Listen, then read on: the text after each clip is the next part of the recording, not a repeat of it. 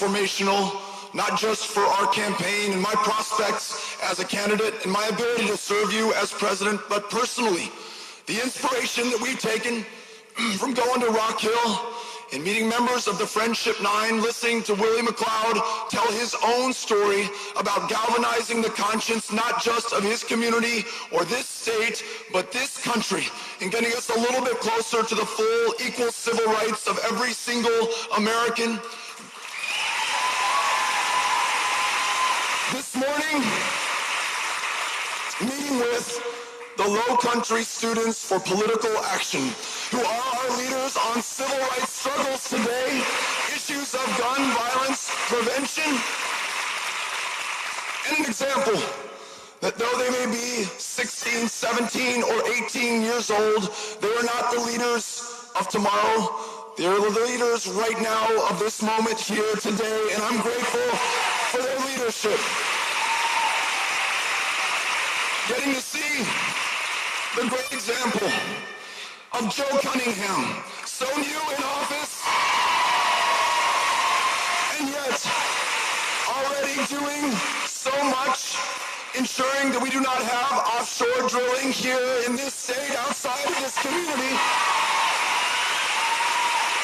doing everything in his power to close the Charleston loophole, to ensure those who should not have weapons in their hands do not receive them, saving lives in the process.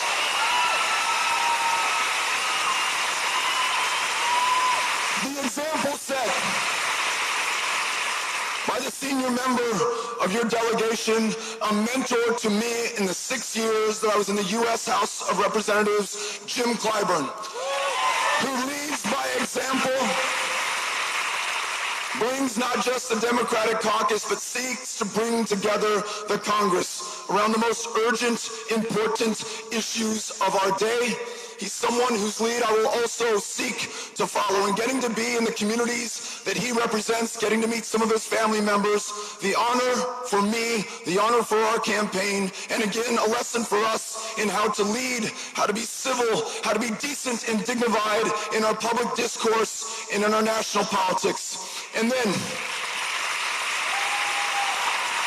getting to spend some time with Representative Pendarvis yesterday, asking him the questions that have been asked of me, and I have not been able to answer sufficient to the satisfaction of those who pose them. How do we ensure that every American has a roof over their head, can afford to stay in the communities in which they grew up, are not priced out, taxed out, gentrified out of their hometown, their neighborhoods? How do we make sure that housing is available to everyone? Because it's fundamental to human dignity, to our success, to everything that we'll be able to contribute back to this country. And then lastly, every single thing that I think we want to do as a country, ensuring all of us can see a doctor, ensuring this economy works for everyone and not too well for the too few and not well enough for the too many, making sure that we meet the existential challenge of climate change, whose effects you are already experiencing here in Charleston, in the flooding that you see every time that it rains. The only way that we are going to be a match for this moment, the only way to call forth the genius, the resolve, the creativity of this country is to ensure that we employ the greatest mechanism ever devised by humankind, and that is our democracy. A democracy that we are perilously close to losing, a democracy that still does not have the benefit of every vote and every voice. Take it from someone who lives in a state that was ranked 50th in voter turnout, 50th by design, 50th because it was drawn that way, 50th. Because some people, based on the color of their skin, their country of national origin, were drawn out of their congressional district, drawn out of a reason to vote, drawn out of their democracy. Not only do we need a new Voting Rights Act, not only do we need to end the practice of gerrymandering, we must also get big money out of politics, and we must follow the lead of Senator Kimpson, who brings us together here regardless of our differences. If you are a Republican, you're in the right place. If you're a Democrat, you're in the right place. Independents, welcome as well. It's going to take all measures or with only half the country. And to close where the senator began, come summer of 2020, we will all be on the same team. We will all be behind the same candidate, whoever she or he may be. Let's make sure they are successful in defeating President Trump and bringing this country together. Thank you for having us out today. Very, very grateful. Senator, thank you. Appreciate it. Thank you. Thank you. All right. I'm fired up. Are y'all fired up? Thank you so much. Your words really resonated with me, and I'm sure they resonate. I know they resonated with everyone else here today. So I have a two-part question. One, given all of these issues that mean a lot to us here in South Carolina and for people across the nation, why exactly are you running, and why do you think you should be the next president? And then the second part is very much related to where we are today. We're in the Holy City. We're in Charleston, South Carolina. I would say, if not the most important city in the United States history, but one of them. I mean, folks might not, some people came here first, you know, maybe not by choice. But so my question is related to that and related to our racial disparities report that I know that you're familiar with. And since all of the issues that you've touched on really have a deeper impact when you layer race and class on top of it, when all of those intersections are in play. So given that, and given the fact that African Americans make up 55% of the Democratic voting bloc here in South Carolina, why should black people vote for you? Dr. Lassane, thank you for the question. The first part of your question is, why am I running?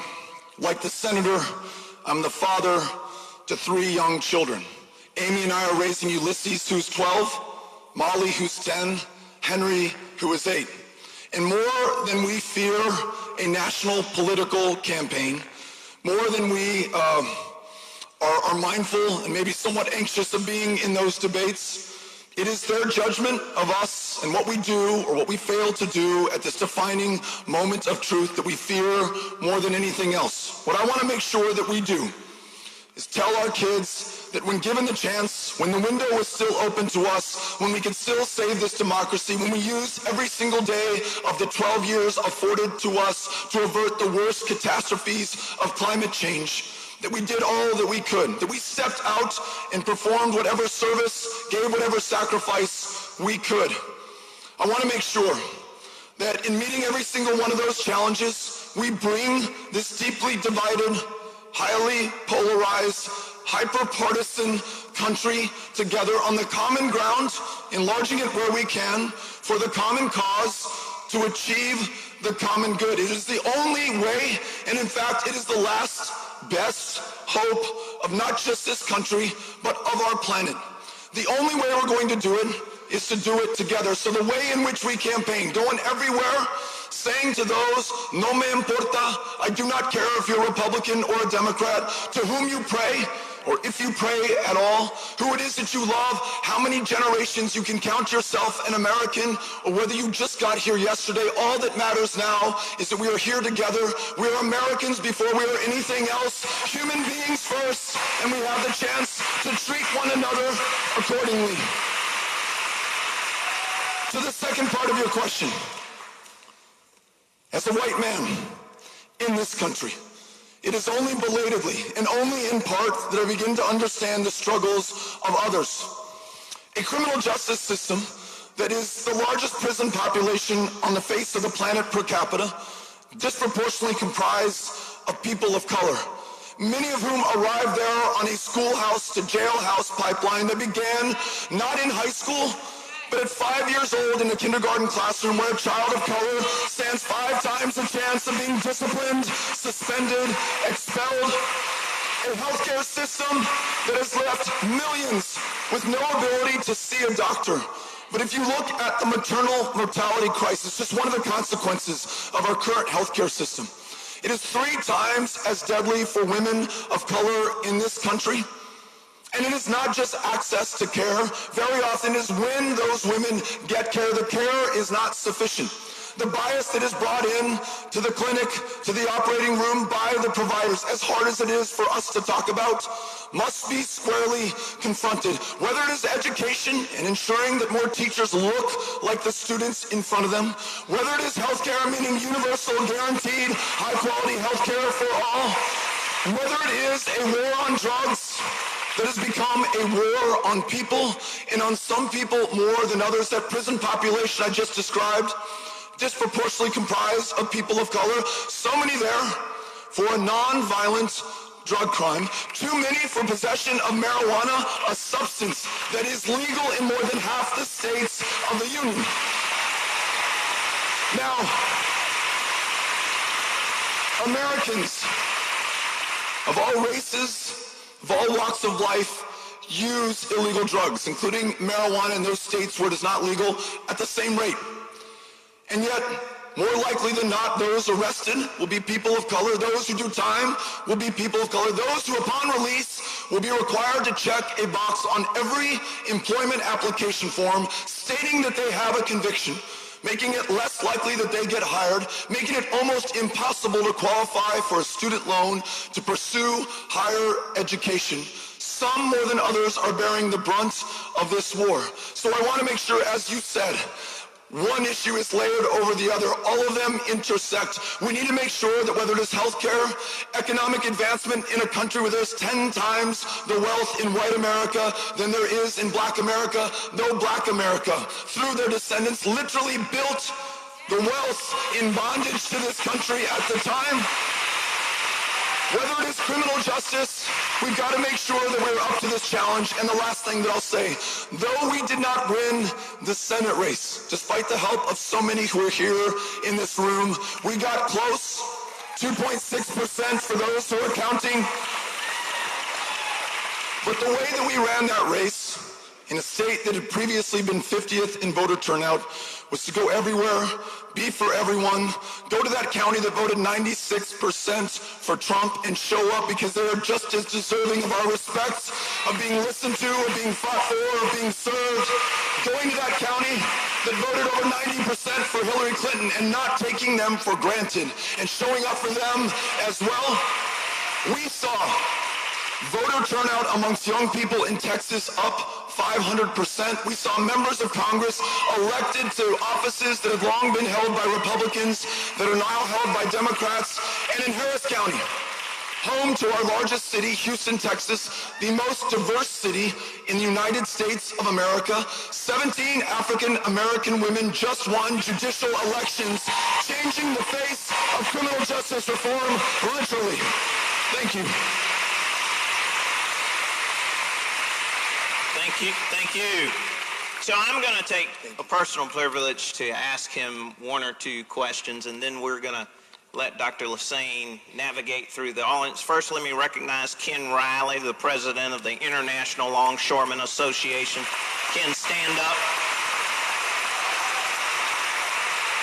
Highest volume of containers, I believe now in the country. Second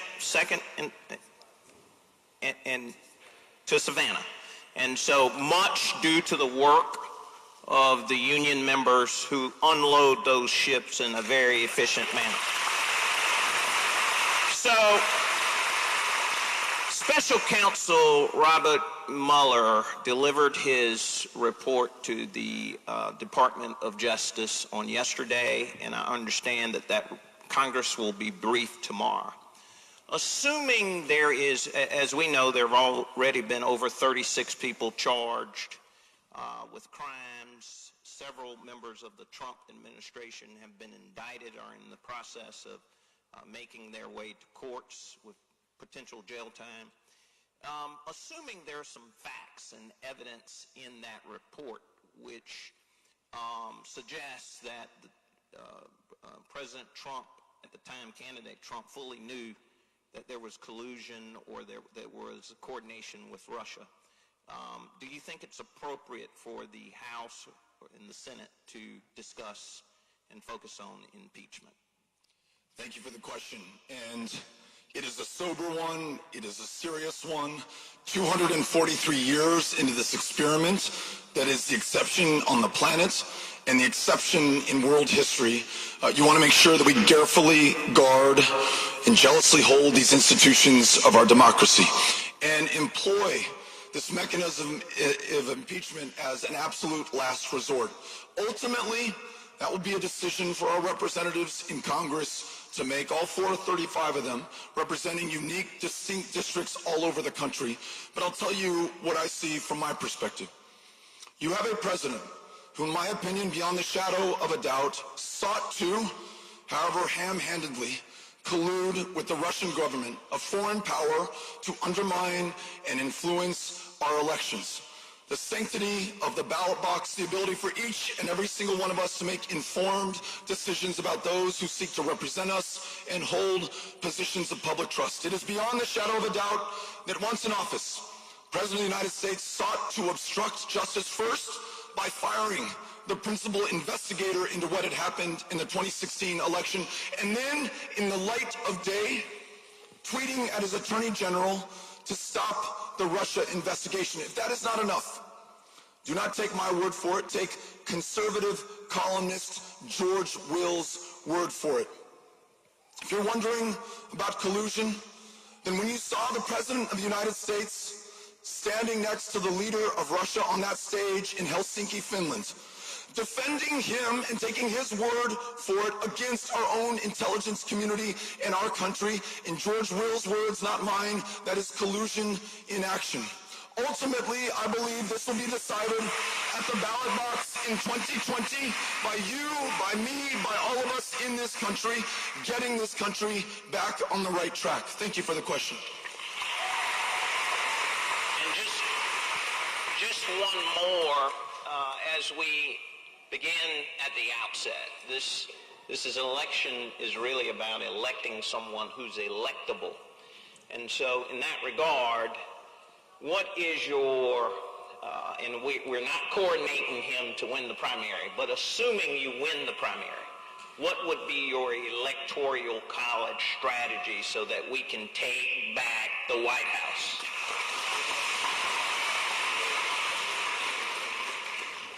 I want to reiterate that whoever that nominee is, we all must get behind her, we all must get behind him, make them successful, not just against Trump, but ready to hit the ground running with the country behind them in January of 2021.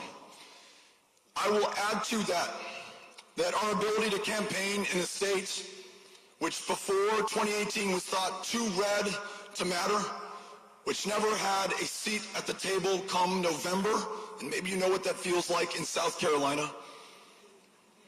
We were able to put Texas in play. There are 38 electoral college votes in that state, have always been spoken for or written off, conceded before the race ever began.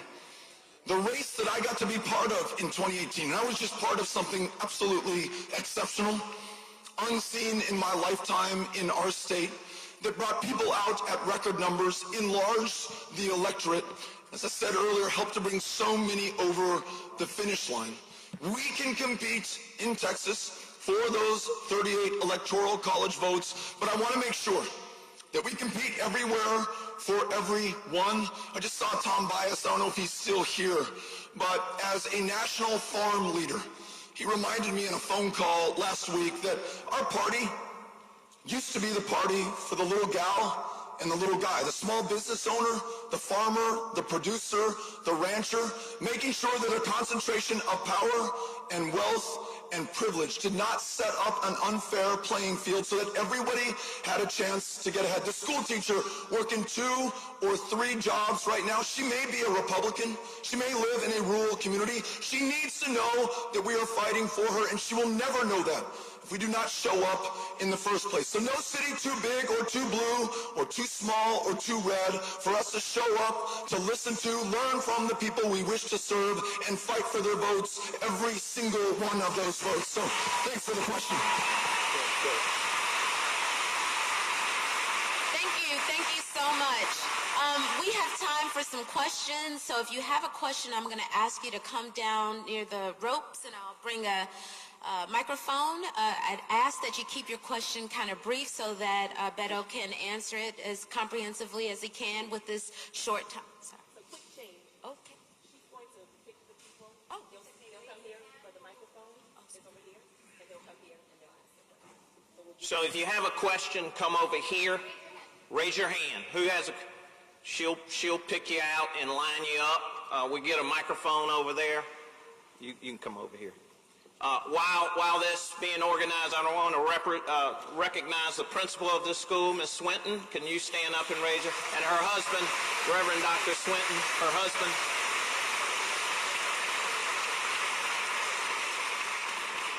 All right. First question.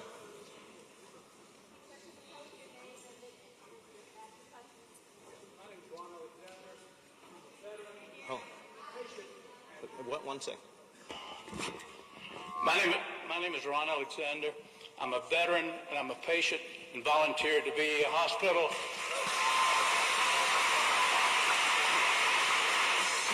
Oops. And I'm very concerned about the privatization, the attempted privatization by this president.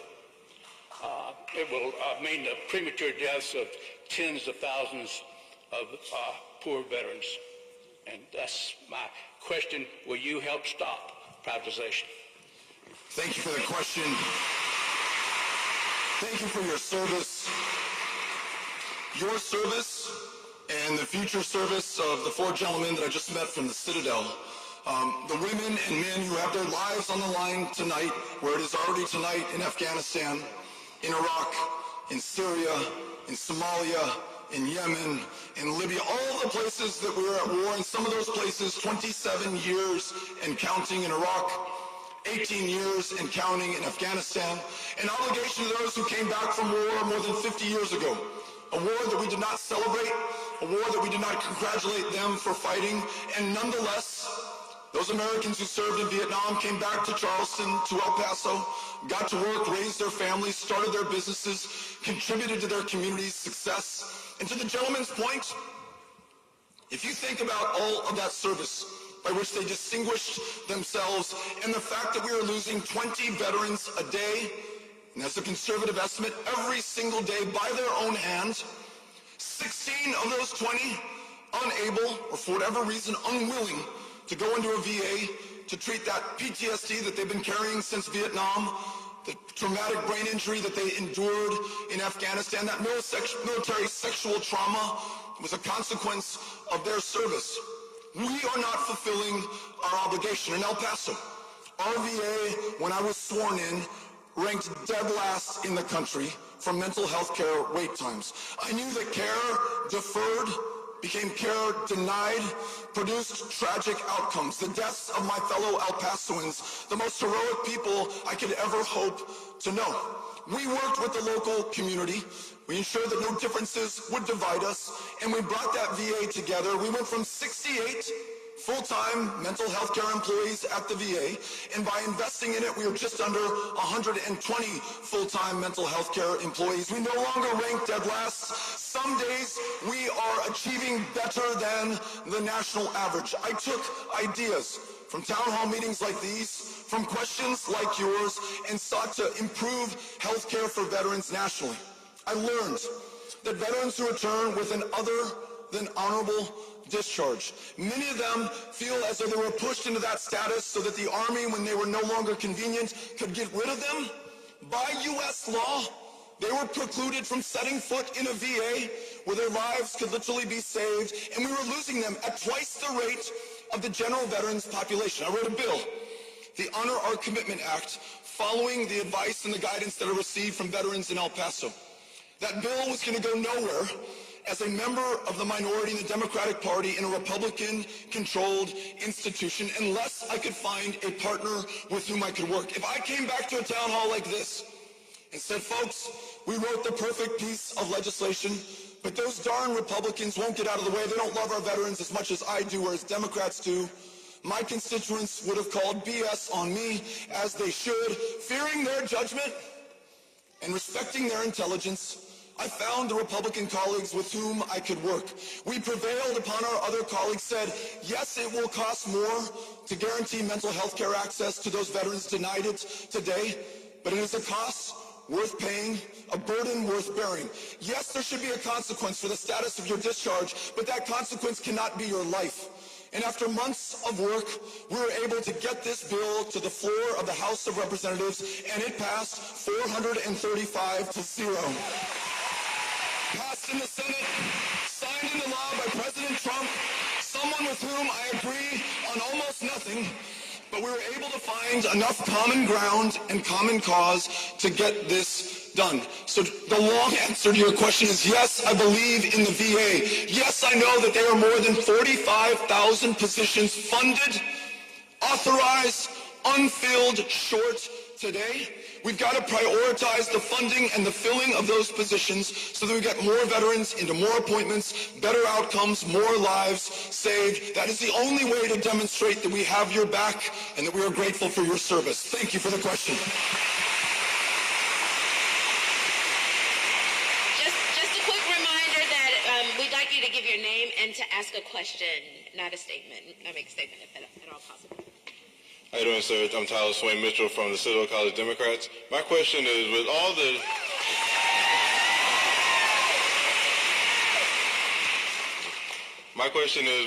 Democratic candidates running, you, Kamala Harris, Cory Booker, and the such, if one of you is eliminated, will you, and if we do end up coming with a nominee, can we as a Democrat can trust you all to support that candidate?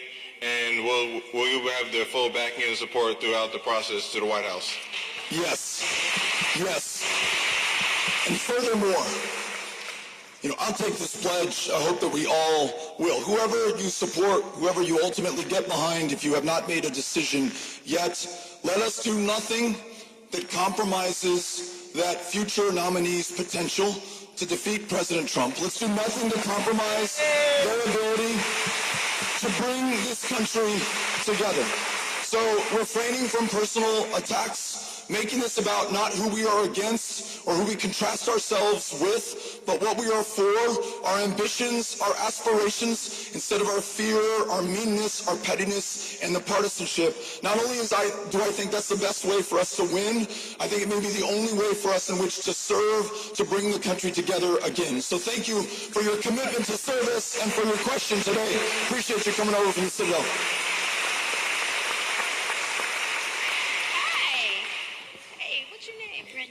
I'm Brendan Gomez from Lang Middle School. I was wondering, as like a kid who's a few months away from high school, what would you do to make sure we feel safe when we enter the classroom? Thank you. Great question.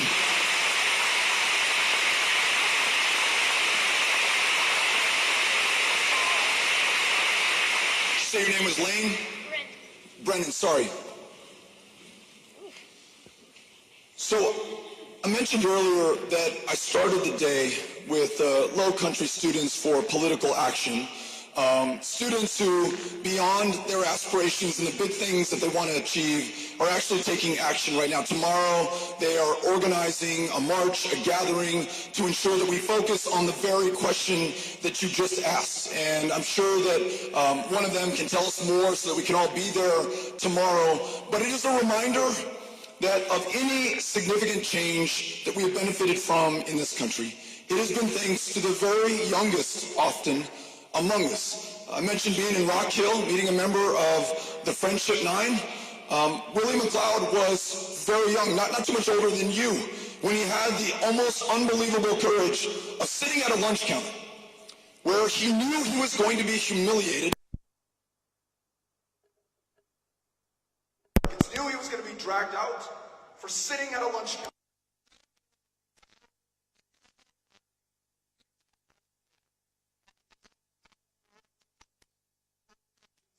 This country could do something right. And those freedom riders who took their lives into their own hands in the Deep South on those Greyhound buses, the Greensboro Four who also sat at those lunch counters at some great peril,